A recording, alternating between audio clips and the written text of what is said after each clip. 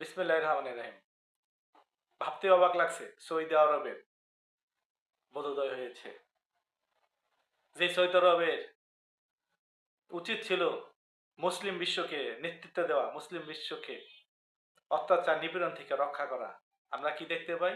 Saudi আরব সহ মুসলিম রাষ্ট্রগুলা নিজেদের রাজতন্ত্র, নিজেদের ক্ষমতা টিকিয়ে রাখতে পৃথিবীর পরাক্রমশালী দেশগুলোর সাথে সম্পর্ক বজায় রাখে এবং মুসলিম কান্ট্রির বিরুদ্ধে বিভিন্ন অজুহাতে যুদ্ধ লাগিয়ে রাখে। এই যেমন সৌদি আরব কাতারের সাথে, ইয়েমেনের সাথে, ইরানের সাথে যুদ্ধ, ষড়যন্ত্র, বিভিন্ন ধরনের নিষেধাজ্ঞা লাগিয়ে রাখে।